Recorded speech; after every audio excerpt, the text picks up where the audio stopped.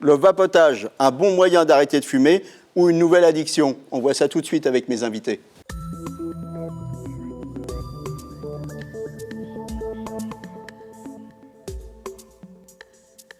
Alors, avec moi sur le plateau de Capital Santé, le docteur Marion Adler, vous êtes tabacologue, et Stéphane Papatheodorou, vous êtes vice-président de l'association La Vape du Cœur. C'est quoi cette association? C'est une association de réduction des risques tabagiques.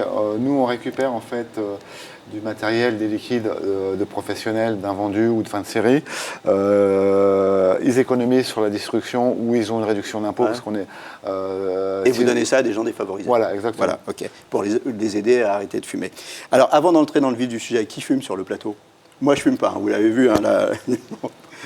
Ex-fumeur et vapoteur depuis 5 ans. Et vapoteur assidu. Exactement. Depuis 5 ans. Donc, vous avez arrêté de fumer, mais vous vapotez. Et vous, docteur, vous fumez pas? Je fume pas, non. Sinon, j'aurais du mal à aider les gens à arrêter de fumer et à se débarrasser de cette maladie chronique. Alors, docteur Adler, j'ai vu que le vapotage, c'est seulement 5% de la nocivité du tabac.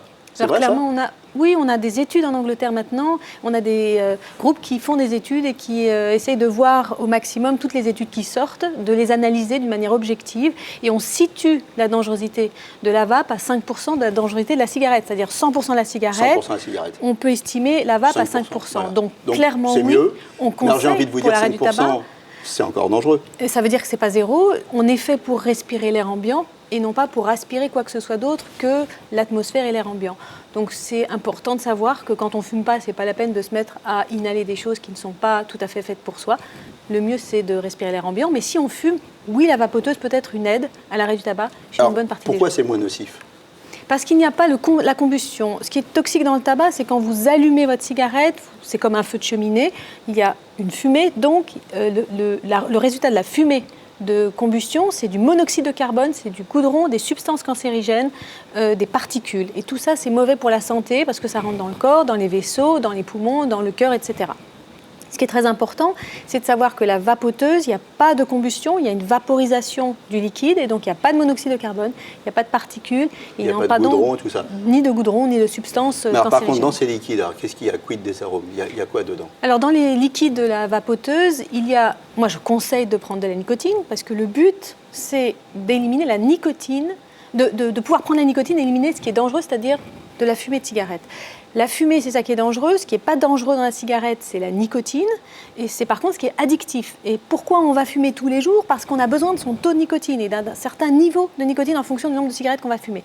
Donc oui, pour remplacer la cigarette... C'est intéressant cette distinction que vous faites. La nicotine, c'est le produit addictif. C'est ce qui fait que vous ne pouvez pas vous arrêter de fumer. Vous allez consommer très clairement tous les jours. Oui.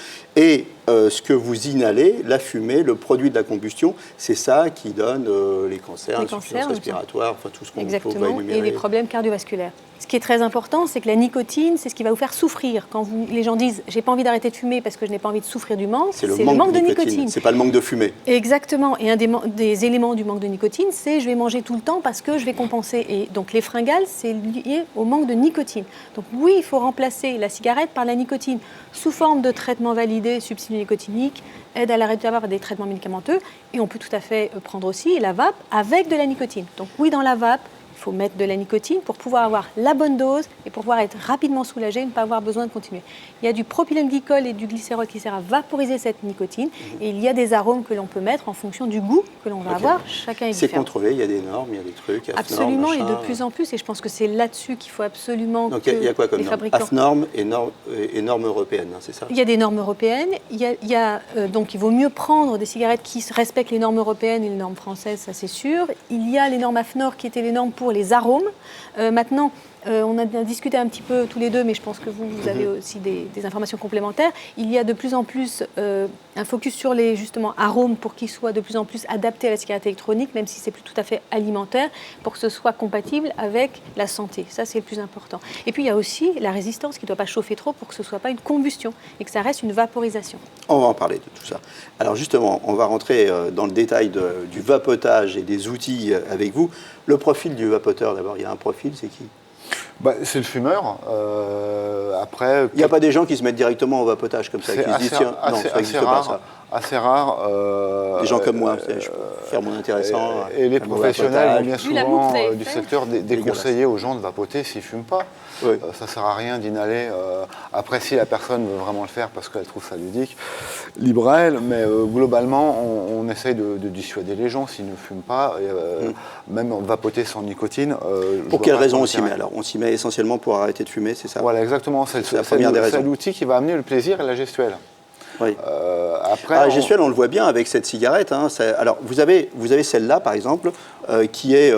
c'est un truc un peu plus gros, tout ça. Voilà. Mais là, c'est vraiment comme une cigarette. Hein. On a la gestuelle de pratiquement, parce qu'il y a un bouton. Après, on a des systèmes qui vont être comme une cigarette, les systèmes de dernière génération de pod, où là, ça va se déclencher à l'aspiration. D'accord. Ça n'existe pas. Oui, donc ça, c'est tout léger. Hein. C'est vraiment tout. C'est tout petit, c'est de la taille d'une cigarette, c'est tout petit. Voilà, et quand on aspire, ça se déclenche, c'est ça? Ce qu'on va dire, c'est qu'on pourra prendre des taux plus élevés de nicotine dans ce type de matériel que dans ce type de matériel qui va nous obliger, par la force de la nicotine en gorge, de réduire. Mais c'est bien pour justement, vous parlez de taux de nicotine et vous avez mis l'accent sur la nicotine. Comment ça marche? J'achète un arôme, donc un arôme, il va avoir un goût. Mais je peux aussi régler mon taux de nicotine, c'est ça? Vous allez avoir à l'achat différents taux de nicotine, du 0, du 3, du 6, du 12, du 18, en fonction des marques et des fabricants. La règle, c'est le maximum de nicotine que puisse tolérer la personne en gorge. Plus il y aura de nicotine dans le liquide, moins longtemps la personne sera obligée de vapoter pour être satisfaite. Sachant que ce qu'il faut prendre en compte, c'est qu'autant la clope, on a une satisfaction immédiate, parce que ça monte en quelques secondes au cerveau. La vaporisation, il y aura toujours un temps de latence de 10-15 minutes. Plus on aura de nicotine dans le liquide, plus on va réduire ce temps de latence, plus la personne sera satisfaite rapidement. D'accord, on a bien compris le geste, la convivialité, on peut aller vapoter avec d'autres. Maintenant, la technique. Donc la technique, au départ, il faut comprendre quel est le taux de nicotine auquel on est accro. Il y a deux et puis après, indications. Voilà, il y a deux indications. Moi, quand j'explique à mes patients, je leur dis souvent d'abord de prendre la bonne dose de nicotine avec les traitements substituts nicotiniques. Et la vapoteuse, il y a deux conseils. C'est d'abord, comme vous disiez, la bonne dose de nicotine au départ, mais la plus haute, que l'on supporte bien, qui permet tout de suite d'être satisfait de l'avoir son taux de nicotine et de pouvoir laisser sa vapoteuse. Et puis la deuxième chose, c'est l'arôme. Ça, c'est pour vapoter en fait le moins possible. Le moins possible, exactement. Et pas avoir besoin de pomper toute la journée. On se met la dose directement. On se met la dose et ça va bien. Et je peux la poser un peu et je peux aller bosser. Et je fais un petit peu comme quand je fumais, c'est-à-dire que je prends de temps en temps. Et la deuxième chose, c'est d'avoir le goût qui vous plaît. Parce que clairement, la nicotine va stimuler les endorphines qui sont les substances plaisir. Clairement, il ne me plaisait pas. Non, mais c'est pour ça. Puis de toute façon, vous n'avez pas besoin. Donc c'est peut-être aussi un signe que ce n'est pas la peine de vous y mettre. Désolé. Exactement. Mais clairement, il faut que ce soit le goût qui corresponde. C'est la même chose quand j'ai proposé des gommes à la nicotine. Il faut que ce soit ou menthe ou fruits en fonction de ce qu'on aime. On ne va pas prendre la menthe si on déteste ça. Donc il faut toujours que ce soit dans le plaisir. Si c'est dans le déplaisir, on va toujours garder la cigarette qui donne le déplaisir du manque, etc. Donc c'est important qu'il y ait le plaisir du manque. Il y a le plaisir, il y a les sous aussi. Alors c'est cher ça? Très important. Il y a un petit investissement de départ, on va dire ça va commencer à 35 € et ça peut finir à 400 € en fonction des systèmes. Les dernières générations? Ça c'est une vingtaine d'euros par exemple. Vingtaine d'euros. Après, les systèmes de pod vont avoir un petit coup de maintenance plus élevé. Et à l'usage par contre, parce qu'il faut acheter des arômes à l'usage. Donc c'est toujours moins cher que le tabac. Toujours moins cher que le tabac. Par 3, beaucoup moins cher, divisé par 3 à peu près. Donc on se fait du bien à la santé et on dépense moins de sous. Voilà. Un paquet par jour, 300 € par mois quand même. Ça aide vraiment les gens à arrêter de fumer? Le coût, alors ça c'est sûr, ça ce sont non, des pas mesures. Le coût, je veux dire, le vapotage, ça aide vraiment les gens à arrêter de fumer? C'est comme si vous me demandiez si le Doliprane aide contre le mal de tête. Il y a des gens qui vont être aidés, il y a des gens qui ne vont pas être aidés. Donc il y a chaque personne qui est différente. Il y a des gens qui sont clairement aidés par la vapoteuse et je pense qu'il ne faut pas l'enlever du paysage d'aide à l'arrêt du tabac. Et puis il y a des gens qui disent que ça ne leur correspond pas. Alors parfois c'est une mauvaise utilisation, moi ça m'arrive de donner des conseils pour l'utiliser mieux. Parfois ils n'aiment pas du tout ça ou ils n'ont pas envie de rester avec quelque chose qu'ils aspirent et donc ils veulent tout de suite et on peut mélanger avec d'autres techniques, les patchs, Champix, tous ces trucs-là, l'acupuncture. l'hypnose, enfin tout ce qu'on peut imaginer. Tout à fait. Moi, je conseille vraiment de prendre la bonne dose de traitement validé. Ce qui est souvent fait comme amalgame, c'est qu'on pense que la nicotine est dangereuse, donc on prend le moins possible de patchs. Déjà, on n'associe pas les patchs au foam oral. Ce qui est le plus efficace, c'est de prendre la bonne dose de patch, c'est-à-dire suffisamment dosée pour être calmé sur toute la journée et avoir l'association avec une nicotine d'urgence, c'est-à-dire les gommes, les pastilles, puis ça peut être la vapoteuse. Ça, ce sont les traitements qui deviennent efficaces si on prend la bonne dose. Il n'y a pas de danger à fumer avec un patch, par exemple. Ça, c'est des choses qu'on ne dit pas. La deuxième chose, c'est le Champix, qui est aussi un traitement validé, marche très bien. On peut très bien associer la vapoteuse. Donc, les traitements validés associés à la vapoteuse, ça augmente l'efficacité des deux. On n'a pas beaucoup de recul, hein, par contre, là-dessus. Sur l'association des deux sur la vapoteuse. Alors la vapoteuse, on a quand même maintenant une dizaine à peu près d'années d'utilisation. Et donc, on continue à faire attention, à être scientifique, à regarder toutes les études. Et je pense qu'il faut qu'on continue. Mais clairement, il n'y a pas une grande pathologie qui ressort du fait de l'utilisation de la vapoteuse. Donc moi, je conseille toujours à mes patients... Pas de grosse inquiétude pour l'instant. Oui, mais de prendre ça pendant un certain temps et à un moment donné, de ne plus avoir besoin d'aspirer quoi que ce soit d'autre que l'air ambiant, c'est peut-être le bon conseil. On arrive bientôt à la fin de l'émission. Des questions rapides. Est-ce qu'on a le droit de vapoter dans les lieux publics? Oui. Oui, au travail. Au travail, alors sur les lieux de travail postés, non, le décret l'interdit. Par contre, si vous êtes dans un corridor où la machine à café, ce n'est plus considéré comme un lieu de travail posté, auquel cas le décret ne l'interdit pas. Alors moi, ce que je conseille, c'est quand même... Excusez-moi, on est obligé d'aller vite. Différence entre e-cigarette, chicha, tabac chauffé. Alors ça n'a rien à voir. La e-cigarette, c'est ce qu'on a dit, 3 substances. La chicha, c'est exactement la même chose que le tabac. C'est du tabac, c'est de la cigarette, donc du tabac qui est brûlé. Et il y a simplement la fumée qui passe à travers l'eau. Ça n'a jamais rien d'évité comme maladie. Donc c'est les mêmes maladies et la même dépendance.